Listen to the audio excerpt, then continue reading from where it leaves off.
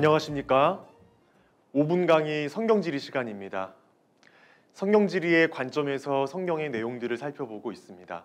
먼저 창세기를 살펴보고 있는데요. 지난 시간에 이어서 오늘은 창세기 6장에서 9장에 이르는 노아 홍수의 지리적 배경을 살펴보려고 합니다. 하나님은 사람의 죄악이 이 세상에 가득함을 보시고 한탄하셨습니다. 결국 창조하신 사람, 가축, 공중의 새까지 모두 지면에서 쓸어버리기로 결심하셨습니다. 하지만 당대의 의인이고 완전한 자였던 노아는 하나님께 은혜를 입었습니다. 하나님께서 그런 노아를 부르셔서 방주를 짓게 하셨습니다. 노아의 특징을 한마디로 요약하자면 하나님과 동행이라고 말할 수 있습니다. 에녹도 마찬가지였고요. 또 예수님의 다른 이름은 임마누엘이었죠. 임마누엘에서 임은 함께, 누는 우리, 또 엘은 하나님입니다. 이스라엘의 말은 뒤에서부터 번역을 하니까 하나님이 우리와 함께 계신다라는 뜻이 됩니다. 하나님과 동행한다라는 것은요, 하나님께서 우리를 의롭게 여기시는 가장 큰 요건임을 알 수 있습니다. 일평생 하나님을 믿고 동행하면서 살아가는 우리 모두가 될 수 있기를 간절히 바랍니다. 자, 노아가 방주를 만드는 동안에 복음을 전했을까요? 안 전했을까요? 베드로후서 2장 5절을 보면요, 이렇게 말씀하고 있습니다. 옛 세상을 용서하지 아니하시고 오직 의를 전파하는 노아와 그 7 식구를 보존하시고 경건하지 아니한 자들의 세상에 홍수를 내리셨으며, 네, 기록되어 있어요. 성경은 노아가 의를 전파했다라고 말씀합니다. 하지만 사람들은 노아의 말을 듣지 않았고 결국 경건하지 아니한 모든 자들은 홍수를 피하지 못하고 다 멸망했던 것입니다. 홍수가 40일간 계속되었습니다. 이렇게 불어난 물이 150일 동안 땅에 넘실넘실 거렸습니다.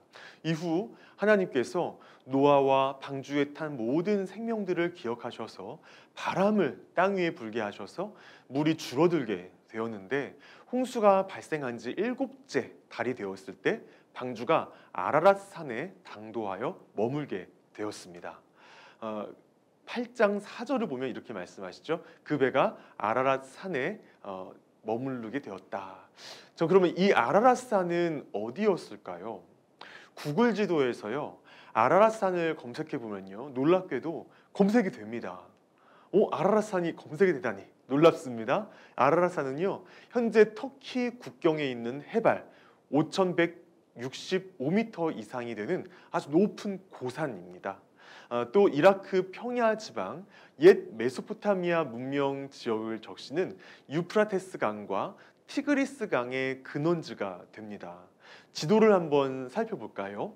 흑해와 카스피해, 그 두 바다 사이에 아르메니아 지방이라고 하는 고원지대가 있어요. 높은 봉우리가 많습니다. 이 중에서 가장 높은 봉우리가 바로 아라랏 산입니다.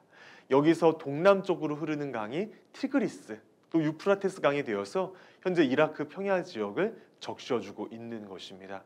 근데 우리가 궁금한 것은 뭐냐면, 창세기에 실린 이 방주 기사에 나오는 아라랏 산, 노아의 방주가 머물렀던 아라랏 산이 현재 터키에 있는 이 아라랏 산과 동일하냐라는 것입니다. 자, 성경을 보면요, 아라랏 지역에 대한 언급들이 있습니다. 열왕기하 19장 37절이라든지 이사야 37장 38절이라든지 또는 예레미야 51장 27절, 이런 부분들을 참조해 보면요, 아라랏은 하나의 지역을 말한다는 것을 알 수 있고요.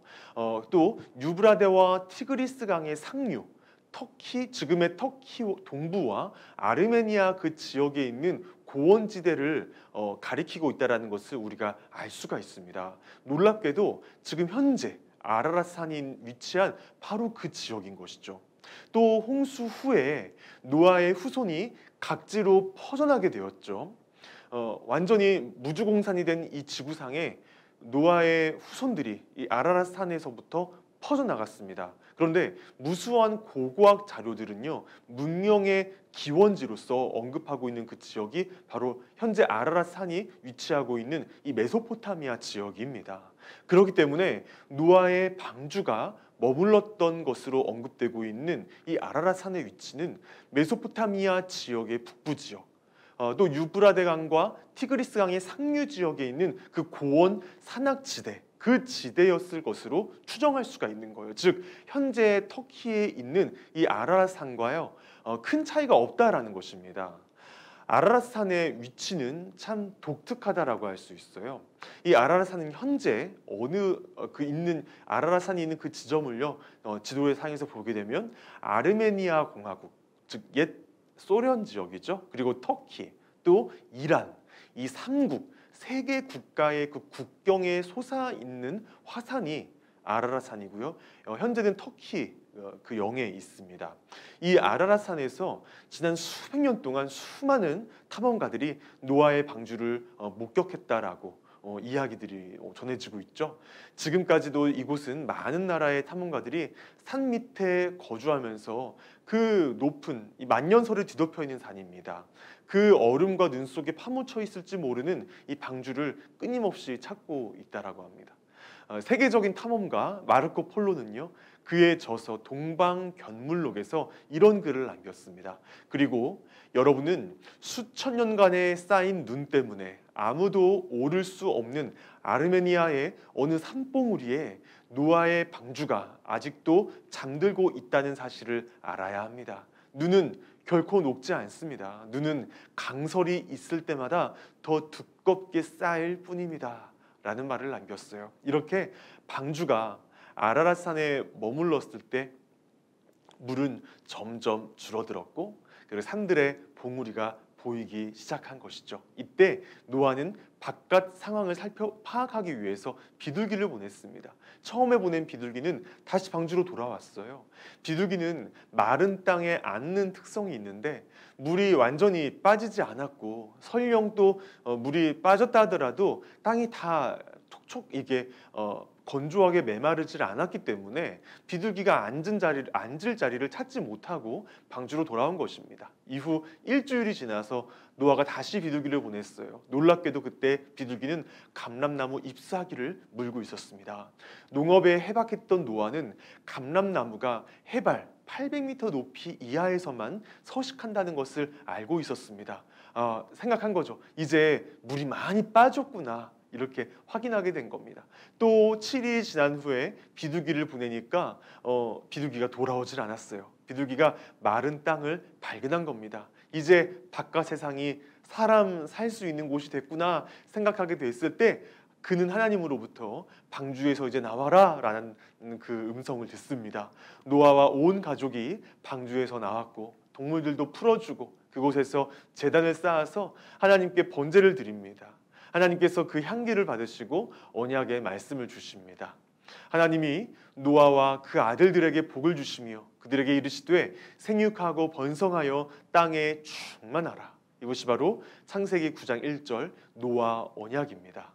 어디서 많이 본 내용의 언약이죠. 바로 에덴 동산에서 아담과 하와가 하나님께 받았던 언약입니다.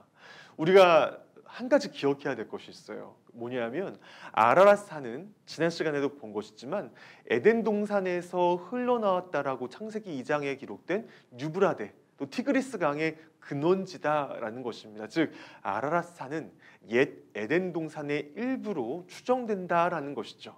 이를 종합해 본다면 우리는 노아 언약에 대해서 이러한 결론을 내릴 수 있습니다.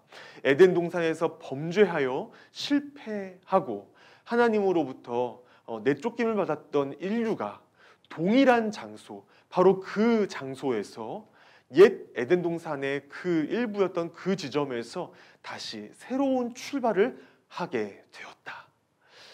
홍수 이후 하나님께서는 한때 에덴 동산의 한 부분이었던 그곳 아라랏 산에서 아담에게 해주셨던 것과 동일한 명령, 생육하고 번성하여 땅에 충만하라 라는 약속을 주신 것입니다. 이것이 노아 언약인 것이죠. 여러분 놀라우시죠? 또 신기하시죠? 열심히 해서 나름대로 강의를 준비해 보았는데요. 노아의 방주 또 아라랏 산과 관련해서 유익이 되셨다면 그것만으로 저에게 너무 큰 기쁨과 보람이 될 것 같습니다. 앞으로 계속해서 성경 지리적 관점에서 성경을 하나씩 살펴보는 그 시간들을 가지도록 하겠습니다. 이상으로 오늘의 강의를 마치겠습니다. 감사합니다.